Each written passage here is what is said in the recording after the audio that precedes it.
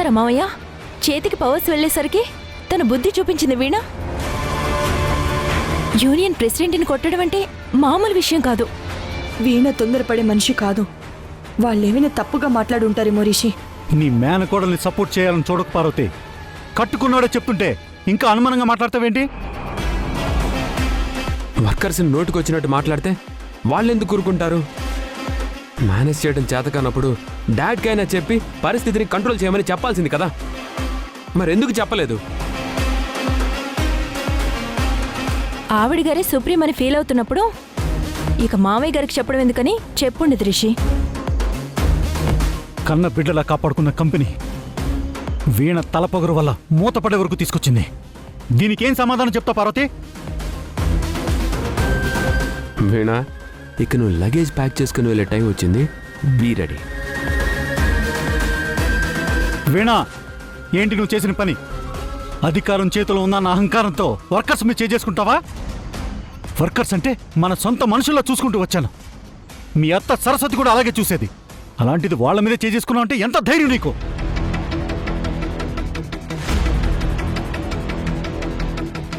Power వస్తే రావాల్సింది పొగరు కాదు వీణ, బాధ్యత. బాధ్యత రావాలి.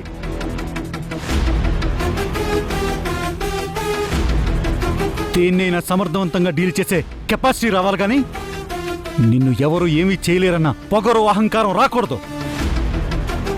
ఆడదానిగా నీకు అంత అహంకారం ఉండకూడదు. ఇప్పుడు నువ్వు చేసిన పనికి వర్కర్స్ రాకపోతే కంపెనీ మూతపడిపోతుంది. దీనికి ఎవరు బాధ్యత తీసుకుంటారు? ఇన్ని రోజులు మావయ్య అత్తయ్య కష్టపడి నడిపిన కంపెనీని నీ తెలివి తక్కువ పనితో చెడ్డ పేరు వచ్చేలా చేసావు.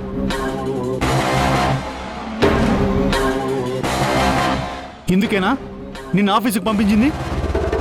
ఆఫీసుని మూతపడేలా చేయడానికా సరస్వతి నిన్ను సపోర్ట్ చేసి బోర్డు మెంబర్ సీట్లో కూర్చోపెట్టింది? మామయ్య, వాళ్ళ అపాయింట్మెంట్ లేకుండా కలవడానికి వచ్చారు. న్యూసెన్స్ చేయబోయారు. అదేమని అడిగితే రూడ్గా సమాధానం చెప్పారు. అందుకే నేను కూడా అదే వేలో బిహేవ్ చేయాల్సి వచ్చింది. ఇలా కొట్టుకుంటూ పోతే వర్కర్స్ రారని చెప్పాను కదా, అది నీకు ఓకేనా కదా? వాళ్ళు రాకపోతేనే మనమంతా వెళ్ళి కంపెనీ వర్క్ చేద్దాం మామయ్య గారు.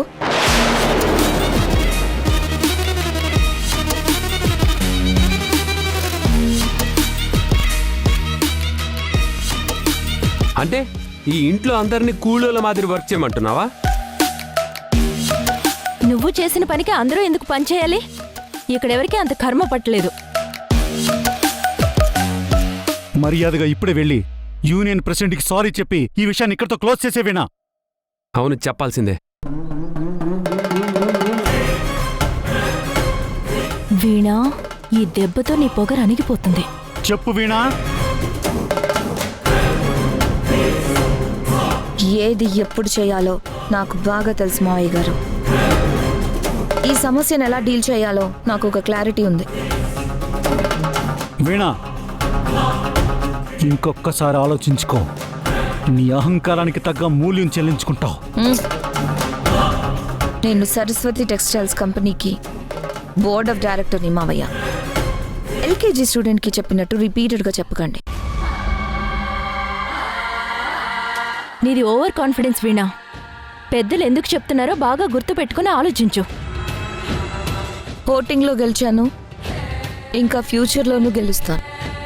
సో గెలిచే వాళ్ళకి ఓడిపోయిన వాళ్ళు సలహాలు ఇవ్వకూడదు. I know everything.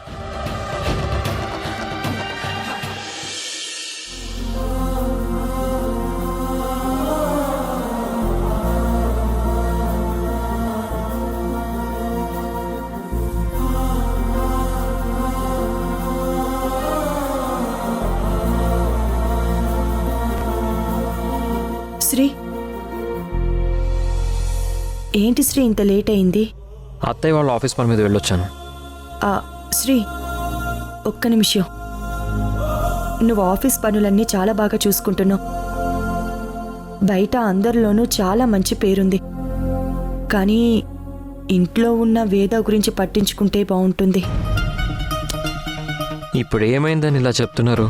వేద నీ విషయంలో బాధపడుతోంది. ఆ బాధ ఎందుకు కలిగిందనేది నీకు బాగా తెలుసు. తెలిసాక బాధని పోగొట్టే ప్రయత్నం చెయ్యాలి, కానీ వేదాతో ఇంకా దూరం పెంచుకోవాలని చూడడం కరెక్ట్ కాదు. దూరం నేను పెంచలేదు, తనే పెంచుకుంది. దూరం ఎవరు పెంచినా సరే మరొకరు తగ్గించే ప్రయత్నం చేయాలి కదా.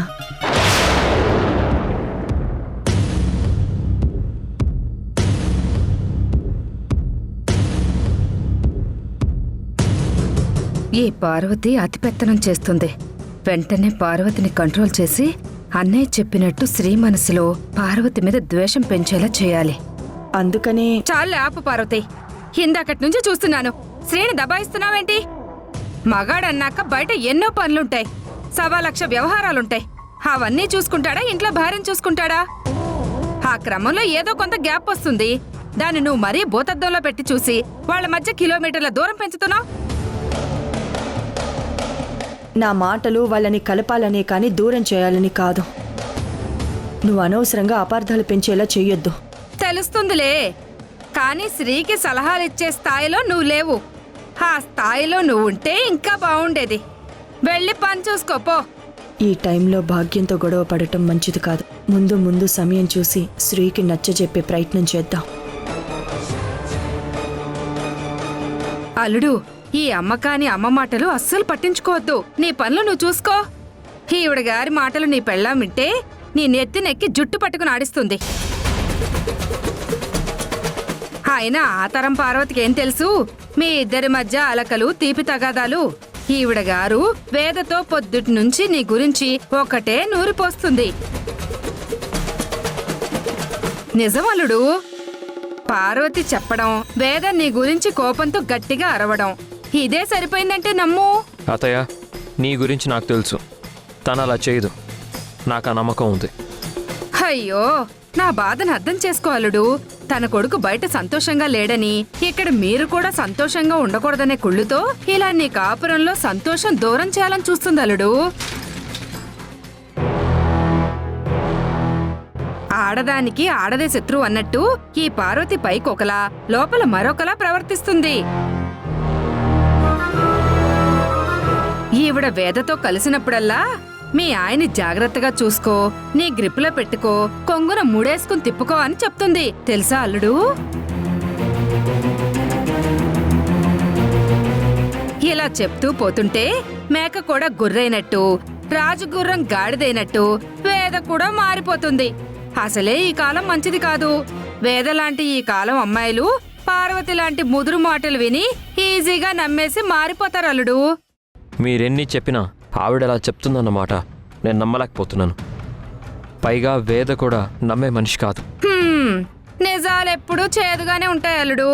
నమ్మడం నమ్మకపోవడం నీ ఇష్టం.